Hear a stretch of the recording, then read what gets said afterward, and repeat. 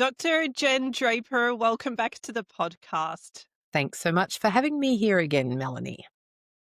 You are the first repeated second time guest. Really? What an honor. Wow. I would have thought that you would have had plenty of people who would want to come for a second time around, given how gentle you are with your questions. Well, that is so sweet. Gentle.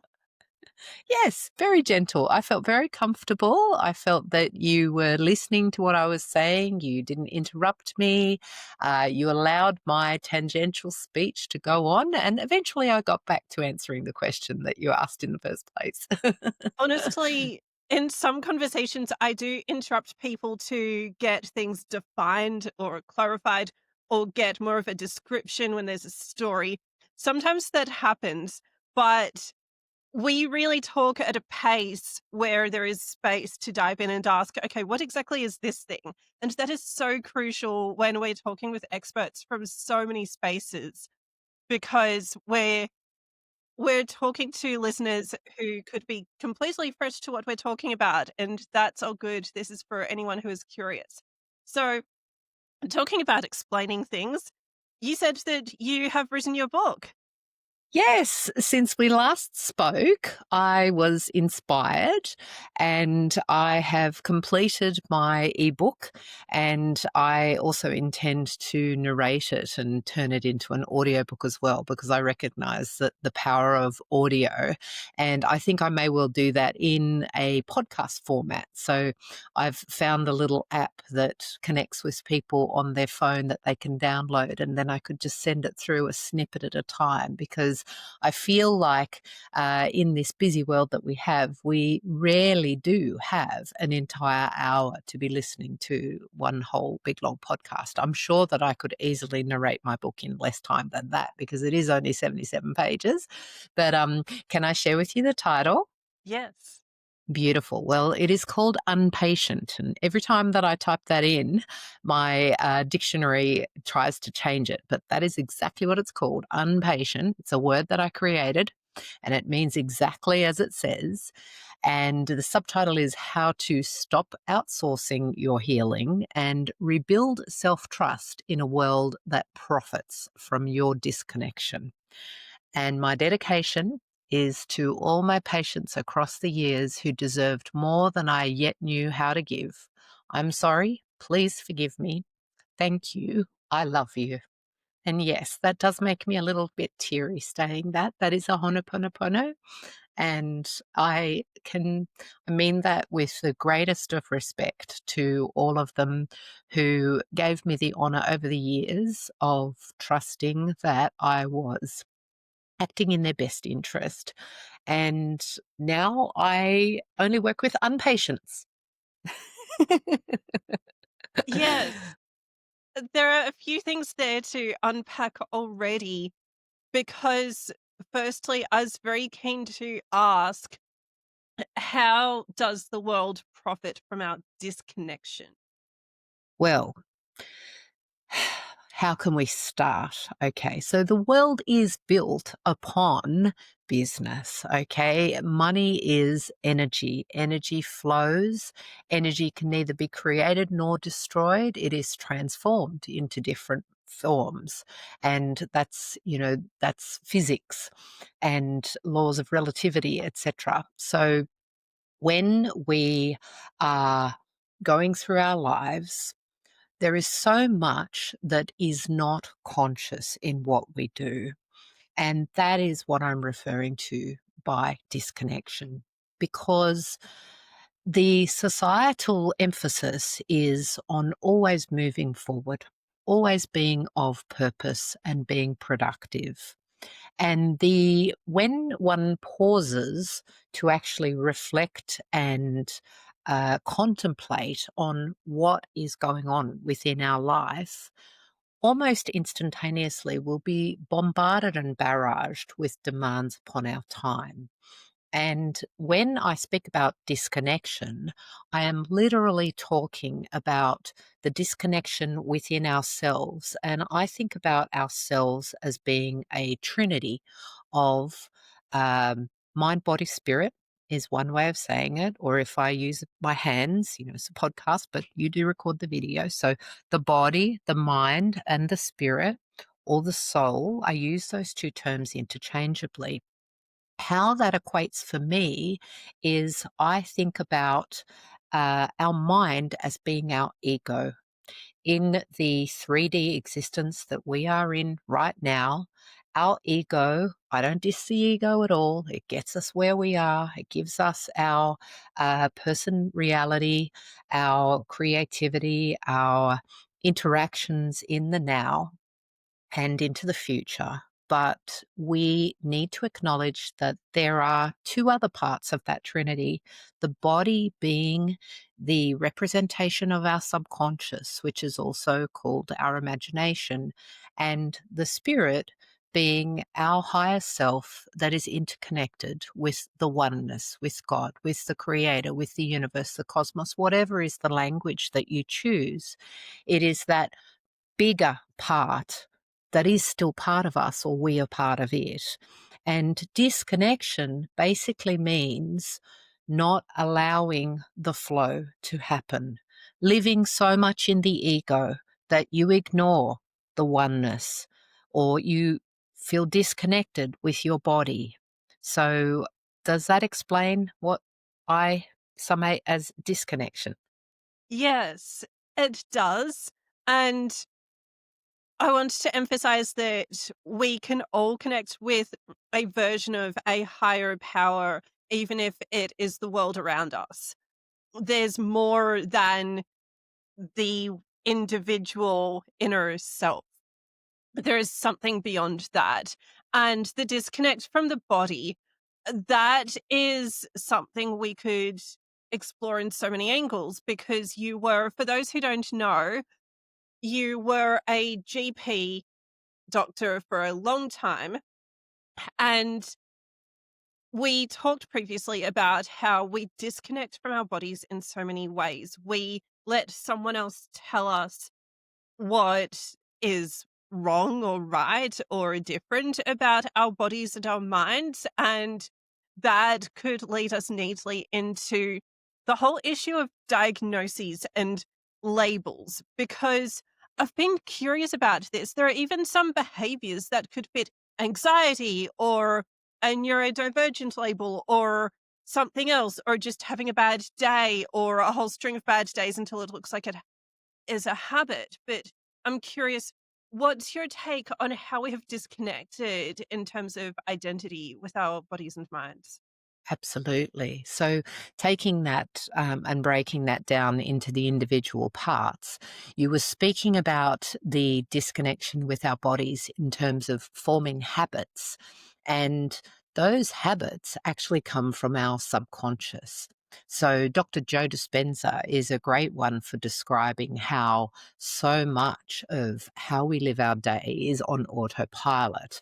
And unless we actually pause and consciously choose that we are going to rewrite a neural pathway that has us behaving in a particular manner, we will unconsciously repeat those same behaviors. So, a perfect example is your morning routine. Most people have a morning routine which is the same day in, day out. They may consciously choose that they want to do something differently because they've read, say, for example, that it's not a good thing to wake up in the morning and reach for your phone and suddenly be exposing yourself to EMF radiation, blue light, and doom scrolling on social media.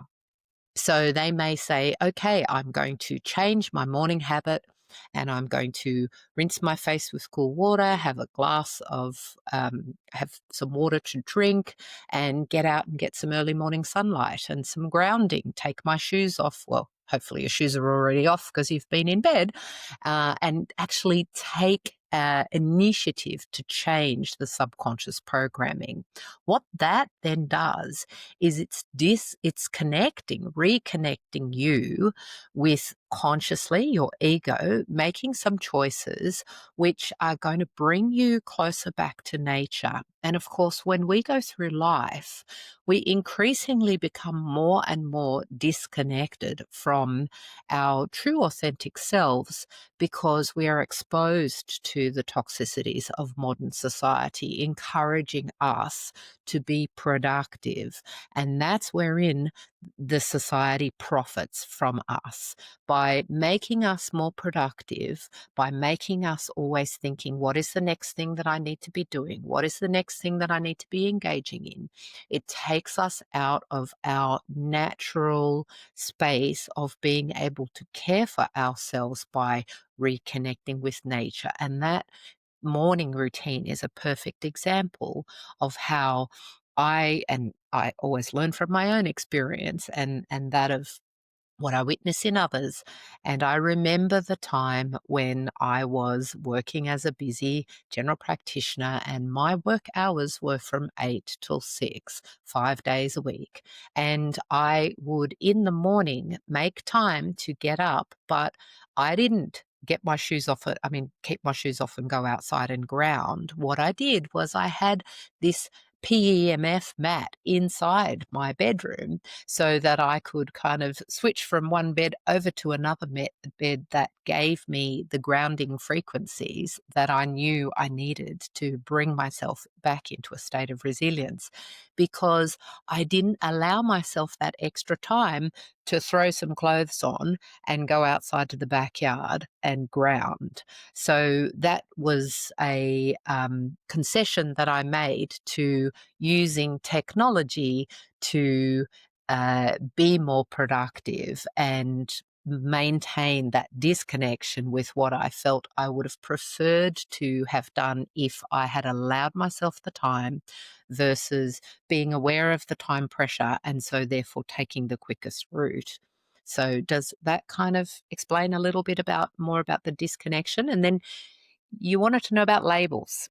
I've obviously, and I loved the way that you made a reference to my terminology that I introduced you to the other day. And I recognize that this is going to be incredibly confronting to many people.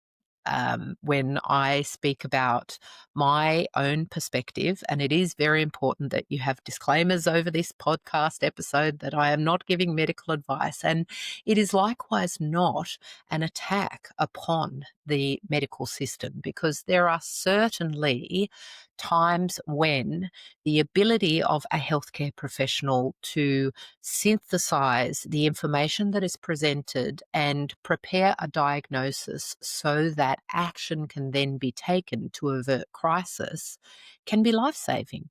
So in that case, the label is happens in an instant and happens because of the lived experience and the training of that healthcare professional, who then is able to put in place that to give a change in circumstances to that individual that they have before them.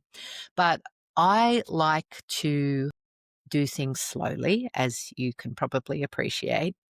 And although I enjoyed my time in emergency medicine, I consciously chose that that was not the space where I wanted to be. And I loved the model of general practice where I was in, wherein I could take time to really get to know people on that mind, body, spirit level, together with their environment, together with what was their actual presenting symptom.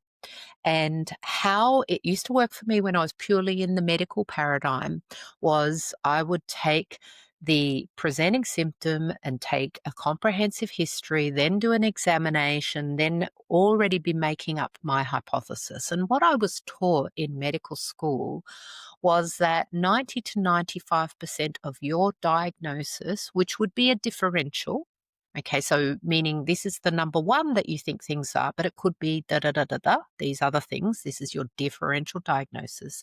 90 to 95% of that comes from the taking of the history. So that is how doctors and medical students are still taught even to this day. And that is perhaps a little bit different to how the patient might perceive it when they go along to a healthcare professional and they want to seek advice for something, because they are thinking that they've got a problem and they want it fixed. That's the perspective that they're in. And the perspective that the healthcare professional is in is they're coming with a problem and they want a diagnosis. So it's kind of, the fix is the step after the diagnosis. And can you get from the diagnosis to the fix? Is that a direct pathway? There's all of these other variables that come into space. Now, when you were speaking a minute ago about, could this be anxiety? Could this be a pattern which is, leading to a diagnosis or a label? Well, I would like to take you back a step and to consider that pattern, because that pattern, if it is a pattern that is repeated often enough, it is actually a strategy that your body is taking or your mind is taking, that if you feel it is a problem, then perhaps when you go along to the healthcare professional with it, they are going to give you some kind of a diagnosis. But how does that then help you with that pattern? How does it actually help you to change that pattern if it is a problem for you, just by having a diagnosis? I'm curious about that because when people get a diagnosis, it can often become an identity. And I'm feeling Exactly. myself self-censoring a little bit here because we do want to give the disclaimers.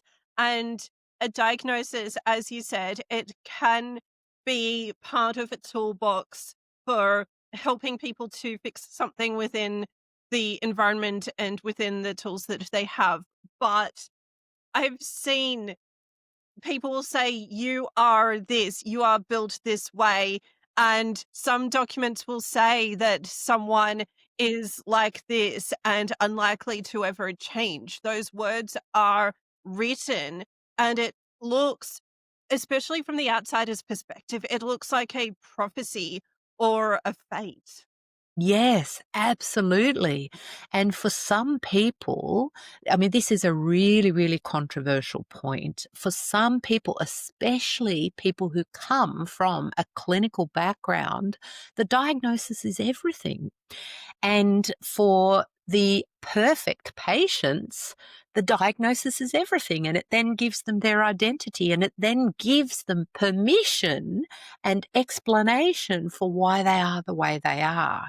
Now, how helpful is that for people? Let's take some examples to speak about. So, recently I've been working with a couple of clients who have got medical backgrounds. And one in particular, we've been having a very interesting conversation because her area of expertise is she's a clinical psychologist who works with people who are on the autistic spectrum. Now, many that come to her will not actually have received their label. They may suspect it themselves because they are intelligent people, they're very sensitive, and they've recognized patterns in the way that they behave. For example, they may find that everything needs to be done in a particular manner for them, and that if it isn't done in that manner, then they need to either criticize or control or change things so that it is done in that way. And then when it is done, they feel a sense of calm within themselves.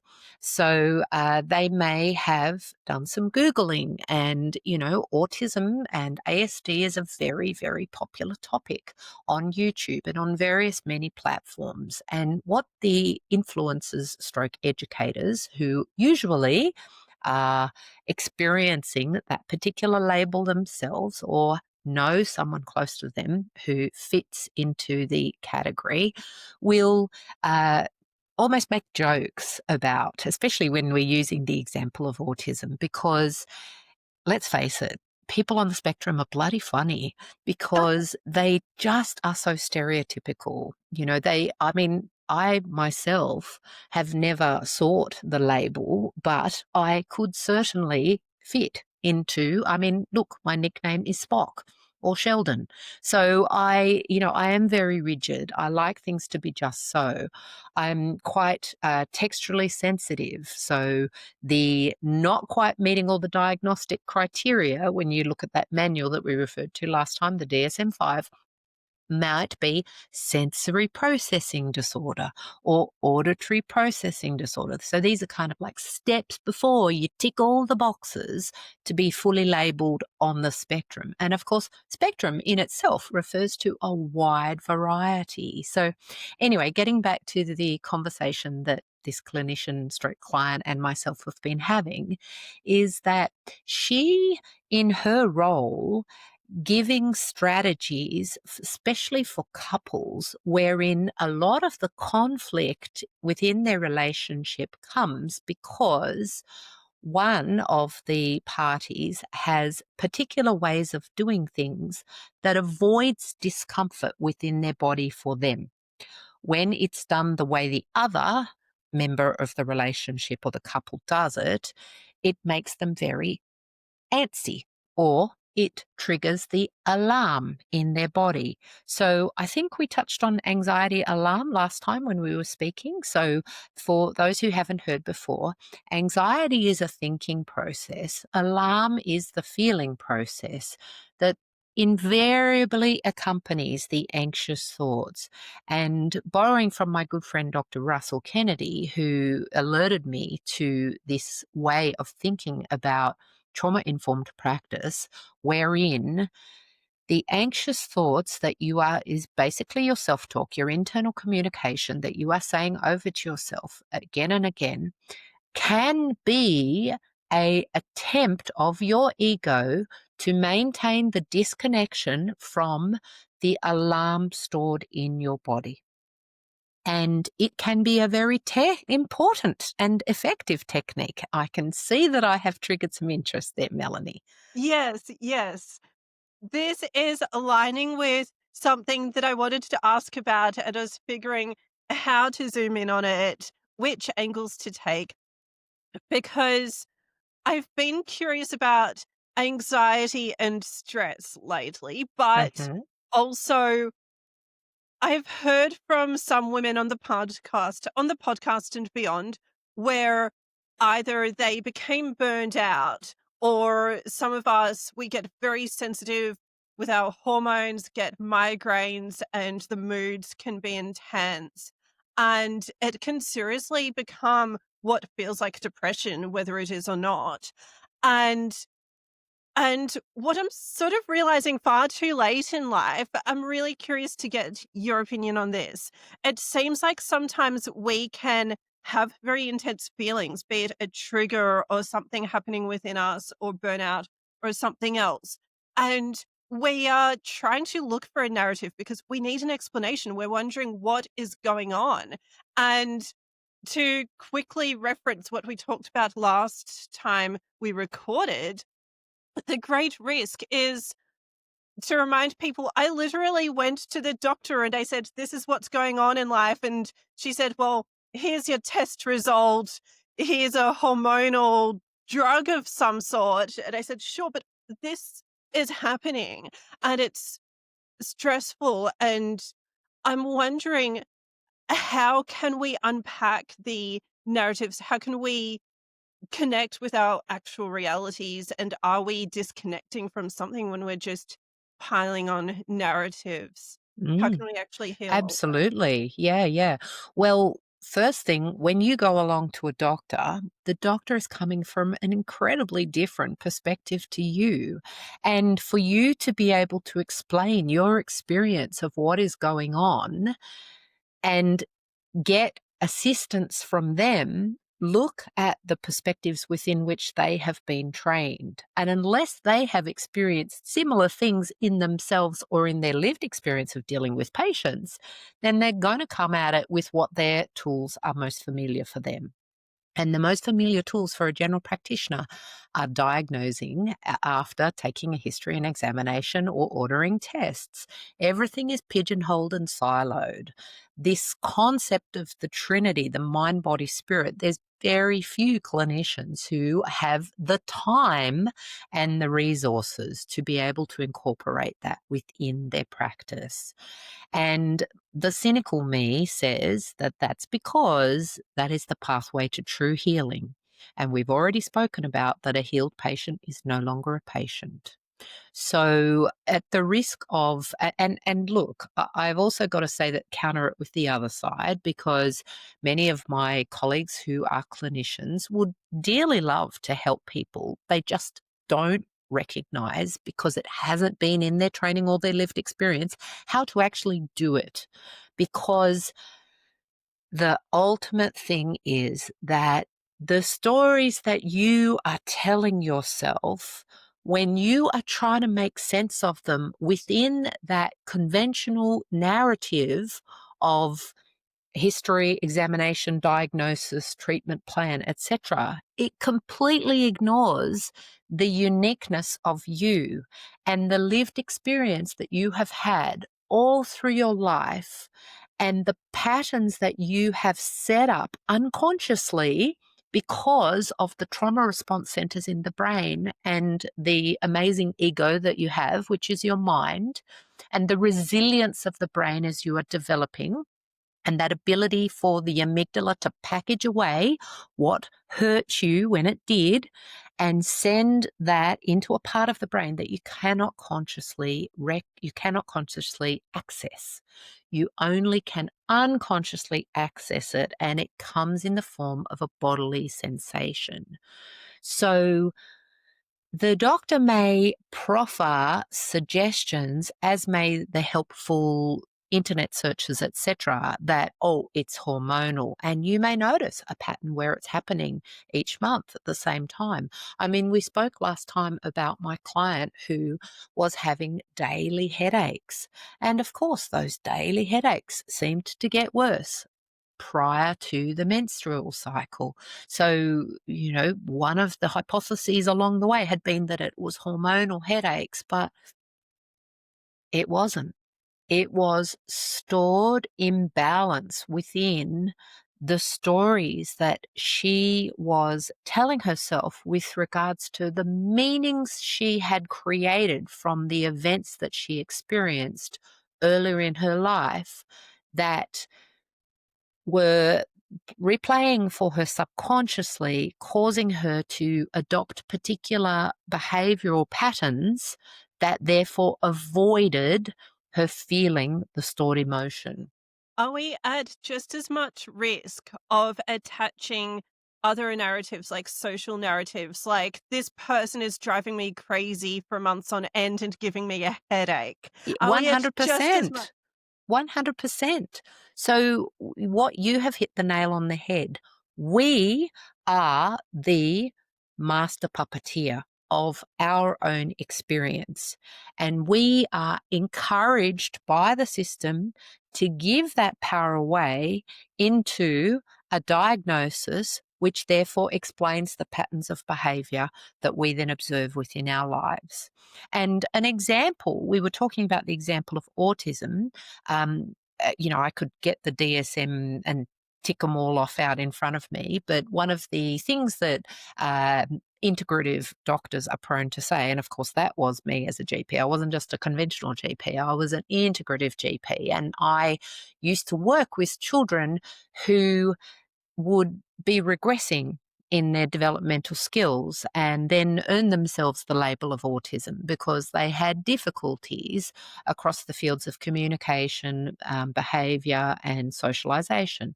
So those difficulties that developed, they weren't developing normally. They were neurodivergent. So they would earn the diagnosis of autism, which is neurodivergence. This is just this new buzzword for being on the spectrum. They don't like to, or having ADHD, or having some kind of a brain inflammation, which is happening And the sort of diagnostic and even the integrative process for dealing with it is avoid the triggers. Avoid the triggers. Yes. Yeah, well, guess what? Triggers are actually gifts because they allow you to tune in to the signals that your body is giving you to then highlight where the healing needs to occur if you want to be able to rewrite the story. And this is something that I go into in quite a lot of detail in my book, where I'm talking to people about how once you are grounded and you recognize that giving yourself that sacred pause for reflection and contemplation into your body, as opposed to just in your mind and Google searching and looking for answers, your body holds so many answers which will give you clues as to, yes, this practice is increasing vibe for me. This one is creating dyssynchrony, and I can put good boundaries into my life so that I limit my exposure, because you cannot outrun all of the toxins and the demands on your pressure. You can't keep outrunning things. Can't You, agree. And the yeah? reason is that there are some out there. I saw it more before the pandemic. There are some out there who will hide away in an eco village and avoid all of the toxic spaces and politics and ego driven extremes and the plastics, all of that. They'll hide away and joyfully collectively make their own foods and possibly I was going to say sing Kumbaya, but I don't think I was even mocking that. I love that song, but quite seriously, I think there was a moment in history when we were close to having those groups, nothing wrong with that, but I'm curious, so you're saying that we can't outrun our triggers, Mm. but I'm wondering maybe when we are even hiding away in a horde of Zen with organic everything, something could still end up triggering us. Do you think you can't outrun yourself? Sorry, 100%. you can't Because, outrun yourself. yeah, 100%. Because you're talking and referring to external triggers or exogenous triggers. Well, obviously, we are organisms that interact with the oneness and other beings, and but often we will find that it's our thoughts that trigger us, because something might just come to mind. And the issue is that our brains and bodies cannot actually differentiate between our thoughts and the perception that we get in through one of our other senses. So, some people feel there's only five senses or perhaps the six senses, but we can also look at interdimensional existence and recognize that frequencies also affect us, and that causes a change in our resonance in our beings, where, like, for example, when you're listening to music, even people who are deaf can listen to music or feel Really? music and still resonate with it, because it's not just going through those accepted senses, it's a frequency thing. So when we speak about triggers, when I am not talking just about exogenous or external triggers, I'm also talking about what happens within us. And that can come from our patterns, from our habits, from even our actions. As we are going about our day, we may become triggered when we eat. So it's a fluid situation in which, once you decide that your interaction within yourself and with the world is the same modus, which is of curiosity and gratitude, then that can actually open so many more doors for you to start recognizing the power that you have within yourself and what is transformable within you if you consciously make an effort to delve into the unconscious. And just to take that little bit further, and getting a little bit philosophical and esoteric, but we were already there, so that's okay.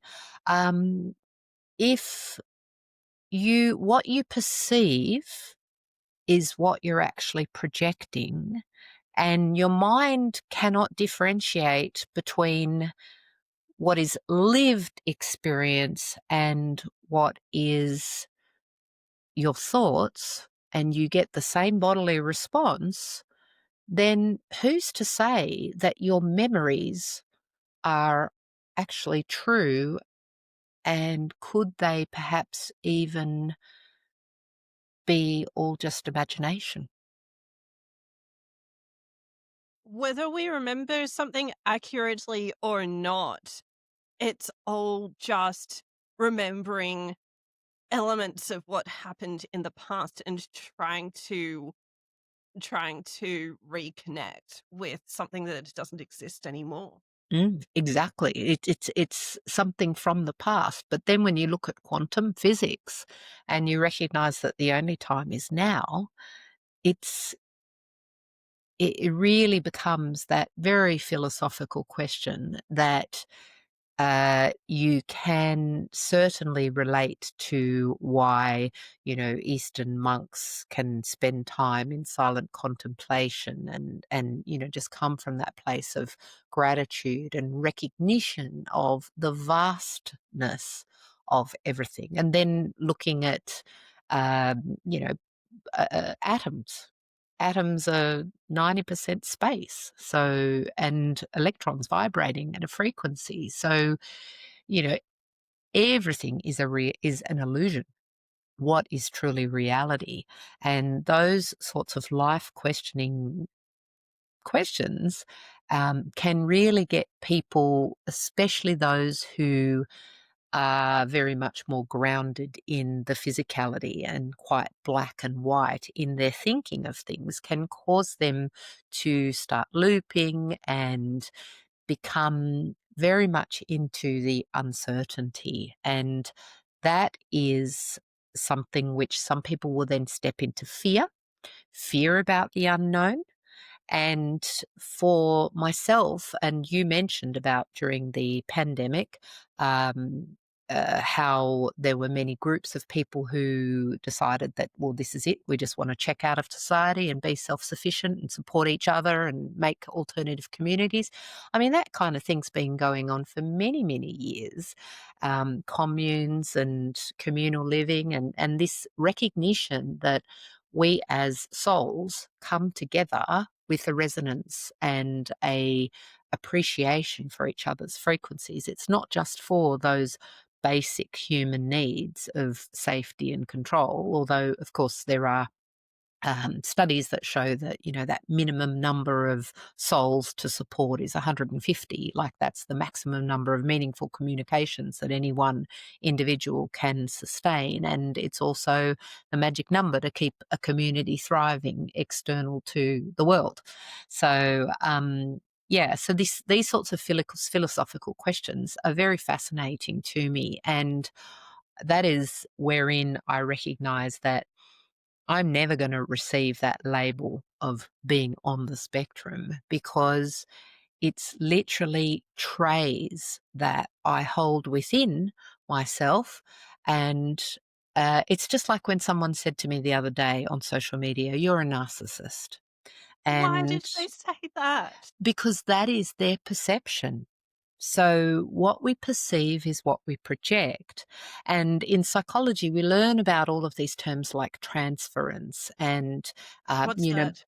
so transference is an energetic exchange between people. So, I'll speak in my kind of woo comprehension of what it is, and then I can give you the textbook meaning. So, the textbook meaning is when people project onto another their beliefs about themselves. So it's like a deflecting technique. So narcissists will call other people narcissists because they actually identify with those traits. And when we talk about being triggered by others, it is so often the aspects within ourselves that we have stored emotions surrounding, like shame or guilt, that we will find to be triggering when someone calls us a name or tries to even if there is transference from their perspective. So that's why I say from the woo explanation, it's an energy exchange. When you've got individuals interacting and one part of that interaction starts becoming defensive, that's not there because they're a narcissist. That's because it's their pain that is that their ego is trying to protect with a trauma response pattern such as defensiveness that is part of the traits that when you look at the DSM-4 for personality disorders, and note that doctors rarely will attribute a DSM-2, which is the personality axis, because they are untreatable. They're, like you were hinting at before, patterns that are observed that define that person reality, that way of interaction that, can't be changed. And it's like you're making a prophecy about them. One of the worst possible diagnoses that people used to find within a chart, like it would be the heart sink patient who would come to you and they would say, "Oh, I've got borderline personality disorder." So my medical doctor version of that used to think, "Oh, goodness, here's a cutter, here's a self harmer." Okay. And Question yes, there. Is yes, that the perception with professionals now, and what yes. actually is involved with Yes, yes. that? So borderline personality disorder, which I will encourage people to go and look up the DSM diagnostic manual for it and how it is recognized. It is basically a pattern of behaviors and relationships wherein there are a number of the trauma response patterns that we see happening there on display, such that there's attention seeking, there's gaslighting, there's dysfunctional relationships, there's self sabotage, there's episodes of anxiety and depression, there's self harming most commonly. And these patterns are not the true individual, they are their pain. They are the ego of that particular individual seeking to protect the wounded inner child within, who most likely experienced some significant emotional events during their development, some of which they often won't actually consciously remember because of that amygdala reflex that I was talking about beforehand.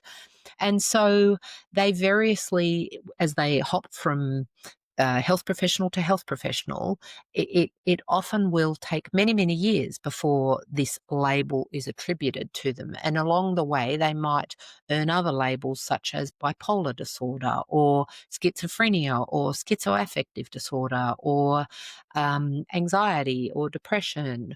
And they may well have even attempted suicide on a number of occasions. And it has all been because they're highly reactive and they get triggered easily because they're so sensitive to their surroundings, and their ego is the defense mechanisms that are trying to keep a lid on what's in the amygdala. They basically scared. Very scared, incredibly scared. And the younger child within them, each time they are triggered, if one adopts the approach of becoming an unpatient, then you, as the adult ego, are getting an opportunity to actually reconnect in with your younger self. But society doesn't give you time to do that and doesn't encourage you to do that if you've got one of those labels and you think, How? "Oh, this is unfixable." Well, because you've got to stay functional and purposeful and have a job and be You raising a don't get a family. break. Exactly. So the reparenting or the reconnectioning of yourself takes time out of your interactions in everyday life and involves being able to put a pause in before you then react in that common trauma response pattern, which is then used by helpful clinicians to diagnose and pigeonhole you into an untreatable disorder. So What? what Hang on, let's really look at that for a second. Are you sure. saying that if someone is looking triggered enough and showing those signs, and from your perspective, it could simply be responding to something that happened years ago? 100%. And are you saying that professionals then dismiss that sort of person as untreatable? No, I'm saying that if you have got a personality disorder, there are management strategies that are used, such as DBT, dialectical behavioral therapy, or ACT, acceptance and commitment therapy. These are all various modalities in psychology and delivered usually in groups. But the reality is that if within yourself you can find the resources to give yourself permission, not someone else giving you permission, but you giving yourself permission to not just instantly write it off and say, oh, I'm just like that, but to actually be curious about those bodily sensations that come up in you and recognize each time you will be getting it like it's a form of the anxiety alarm cycle.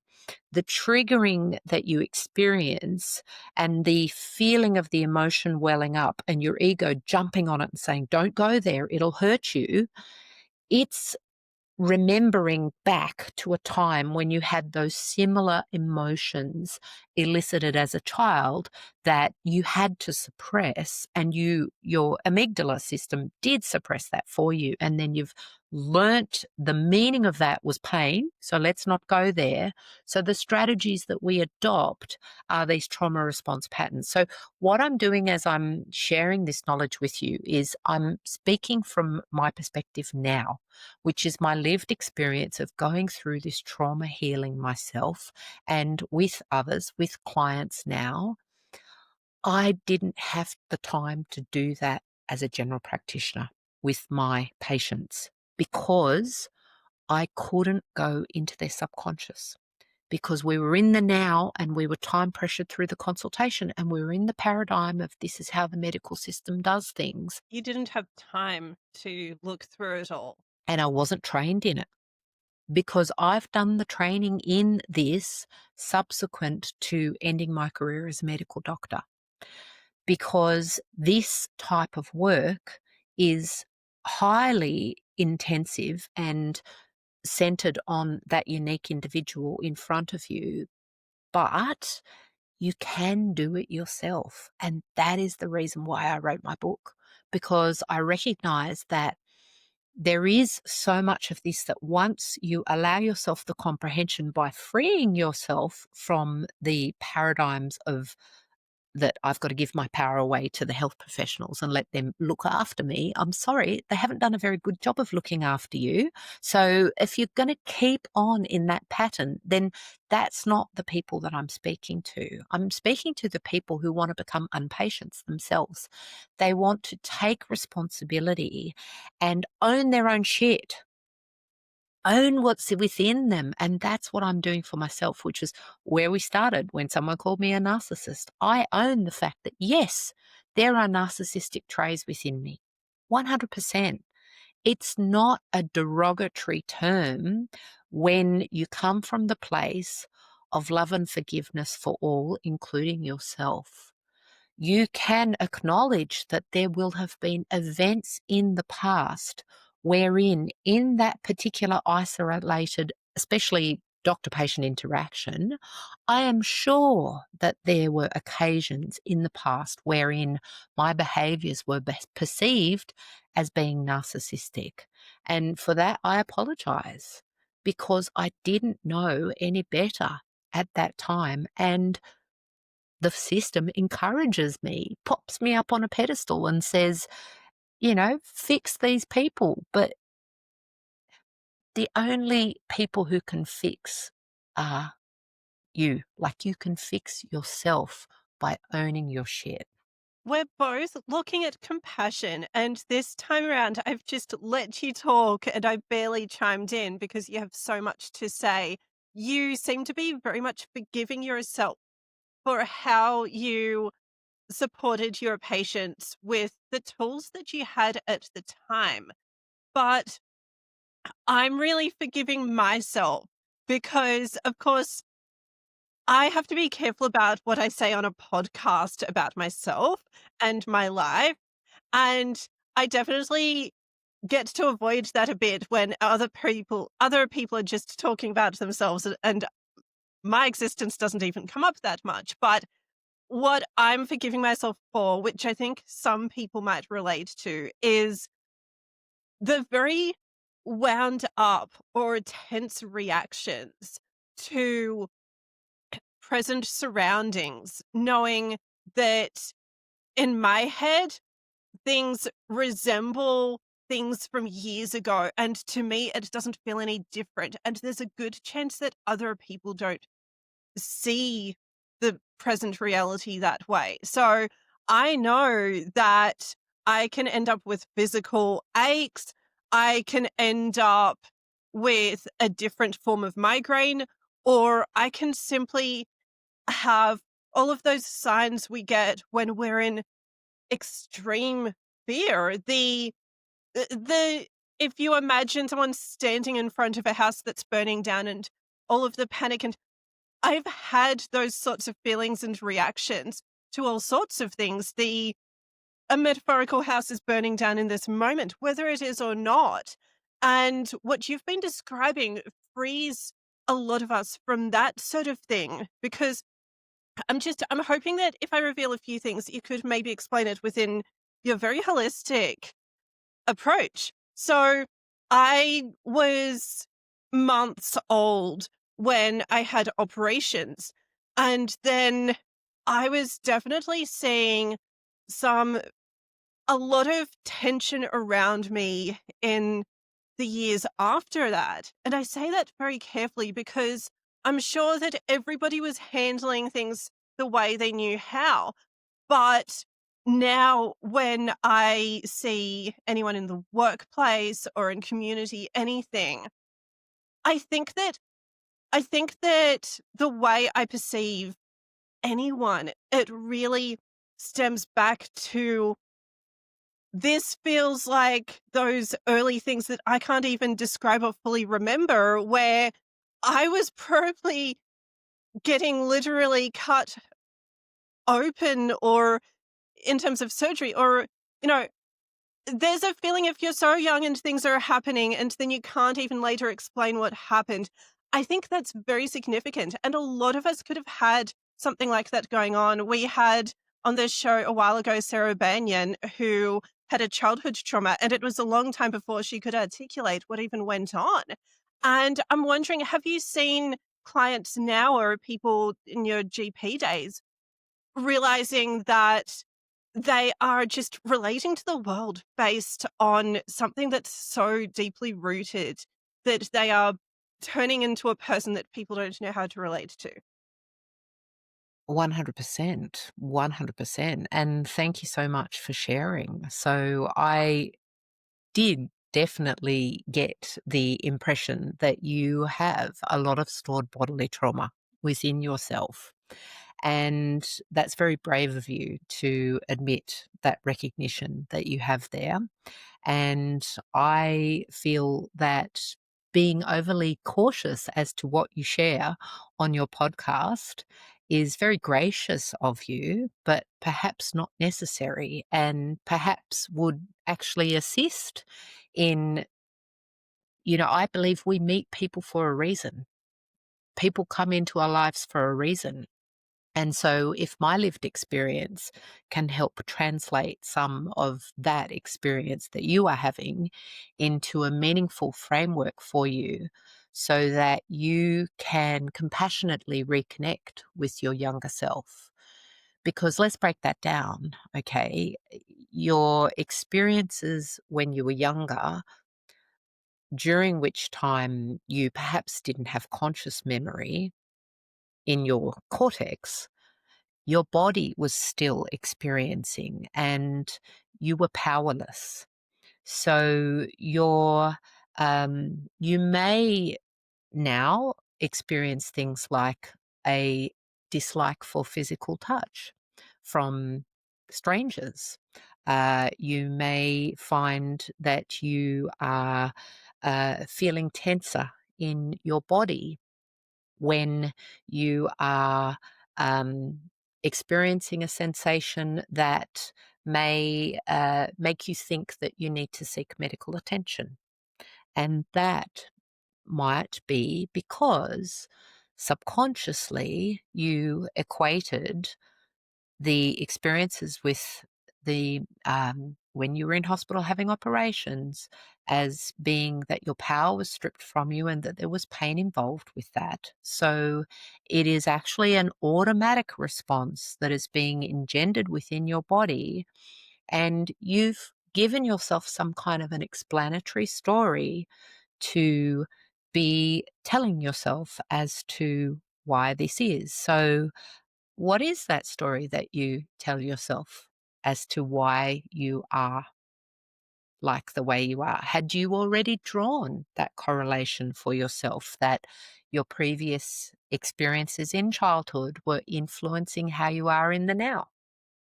Actually, the description for this that I put in the draft of my book that I haven't released after I drafted this 3 years ago. The thing is, it was some sort of, I don't know what the urethra is, it was some sort of boring technical sounding operation that I needed when I was tiny, but my whole pretty much the bulk of my life, I've had a scar right across my tummy, basically from the side of my waist to about my belly button. And it's very visible. So the description that I had articulated for quite a while is that I was just scarred from the beginning. And I think so many of us grow up and then something happens later. And I ended up with other scars from surgeries, and I actually felt very powerless in those Mm. because I felt compliant. I felt scared to say no to anything. I was just going along. I felt tortured sometimes with the medical treatments that I got when I was an adult, and I just went along with everything. But what I know about that early experience is just I don't even really understand what happened when I was that young. Mhm. All I know is that I had to have been cut open enough to have a line right across half of my tummy. And I felt embarrassed my whole childhood. I mean, I was getting into my early teen years in the early noughties. You can remember the innocent years of Britney Spears, Christina, all of them. The Basically the crop top eras. Could you Mm. imagine growing up in the crop top eras with a giant line across your middle Mm. and just being a weird I just felt I felt unattractive, I felt unappealing, and I just felt broken. It just looked like I was always broken from the get-go. Yeah, scarred from the beginning, as you said. Yeah, yeah. So having that recognition of yourself, you are actually describing stories that you told yourself during that time. And from a holistic perspective, if those are stories that are actually ingrained within to your subconscious, yes, the original nemesis of them will have come, or genesis, sorry, I should have said, not nemesis, genesis, from the childhood experiences, and then a reinforcement. But the other things that I hear in what you're saying is I hear an incredible amount of um, comparison with others and self judgment. And perhaps if you were able to obtain some kind of an explanation from way back then that helped you to reframe the experiences that you had during your childhood, then there would come about a lot more self acceptance of why you are the way that you are. And yes, my sacral has just given me a beautiful message that that is exactly what you need. So that would be the process that we would take you through. And in particular, speaking now about what I do in my service to people now, is I do this technique that's called timeline transformation therapy.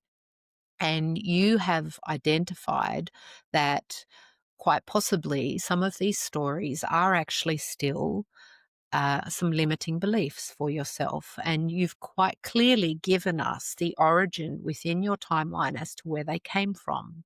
So, what we would do is we would say that, on the basis of our brain as this most powerful conductor and orchestrator of everything, but that there is so much information that comes in, we can't possibly absorb every single aspect of it. So, what we do is we delete, distort, and generalize. And from those perspectives that you had back in your childhood, what happened was the messages that came through were fear and feeling tortured and feeling powerless and all of these messages which have got emotions associated with them, emotions that are probably trapped within your body. I very much sense fear is there. And we would consciously say, okay, are we going to allow to release the fear? And we would take you into a slight hypnotic state, and we would take you back along your timeline to the very first event at which you stored the fear.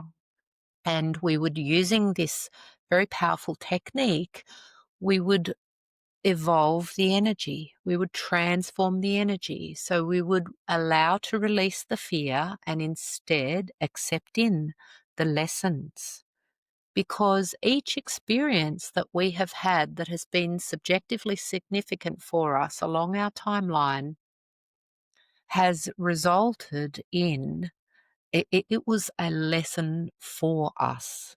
Life doesn't happen to us, it happens for us to learn about ourselves.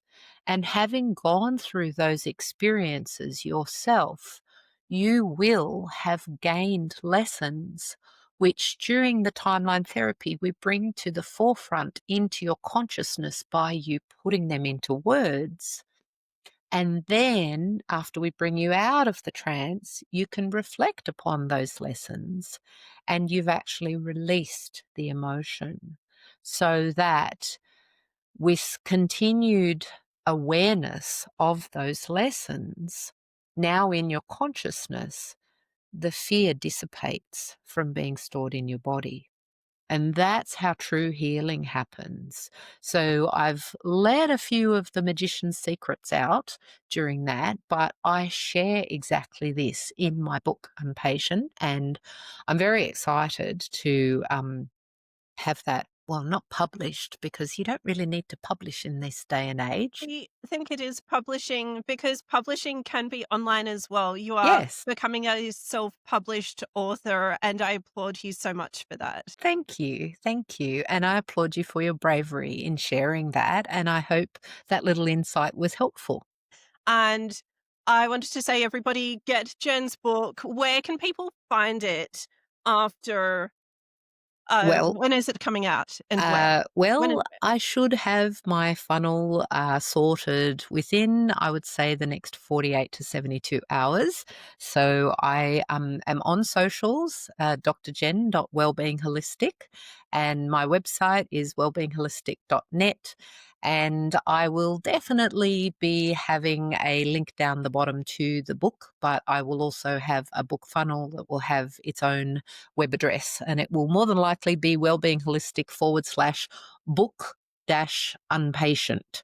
So, yes, it will be, and I will definitely be having some advertising that will be directing people through to that. But if you do happen to listen to this podcast and you are interested in my book, then just please read out to me, because I do have an advanced copy that I'm sharing with people with a just a link to my Google Doc, and I'm very, very happy to take commentary as well too while it's in the formative stages before actually being published, because I really believe in the power of group collaboration and getting feedback. Because if I'm attracting people now and they're interested and curious, then I would love to refine my message to assist with them in their healing journey, because they are obviously those that are like the flies attracted to the light, to the beacon, and very, very happy to assist and help heal people who have taken the initiative to find me. Yes. Okay, so for those who don't know, a funnel, it's just going to be some sort of space that's leading you neatly and conveniently to where you can get the book. And I trust you'll send me some sort of neat link that I can put in the description of this episode. Absolutely. Yes, I will do that for you. And is there Awesome. anything else that people will wind up? Is there anything else that people can reach out for aside from the book?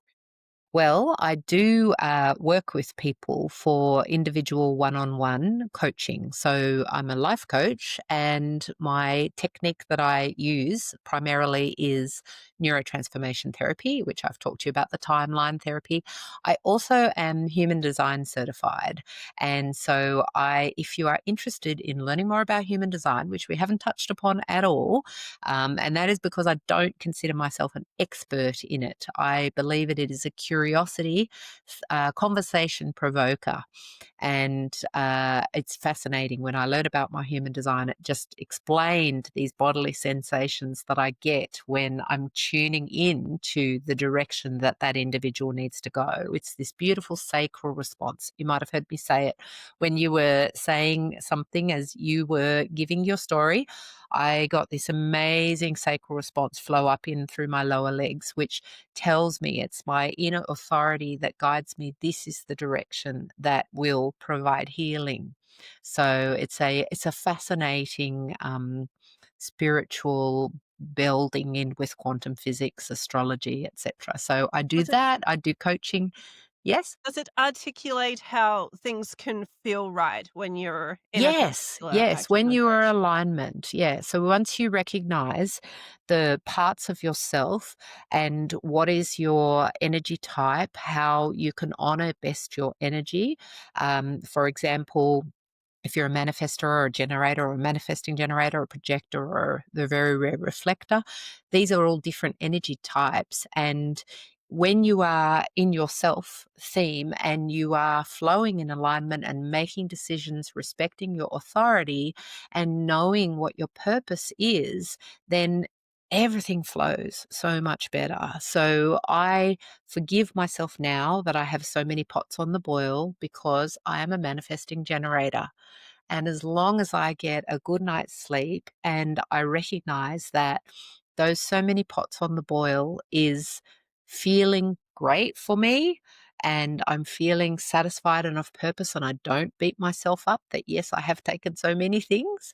I everything's in flow and alignment, and opportunities come to me because I put my words out there into the universe and attract and polarize, repel those who don't align and attract those who do.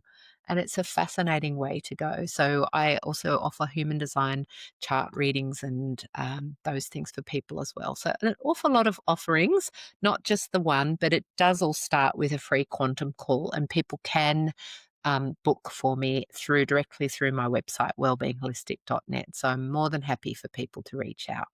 To sum up the many modalities that you offer in your era after your GP days, you are helping people to heal themselves and Yes, become independent in their healing. yes, that is the primary thrust of what I do. Yes. Wonderful. Look, Jen Draper, thank you for being on this show. You are welcome, Melanie. Look forward to connecting again. I'm sure we will. It doesn't have to be on a podcast.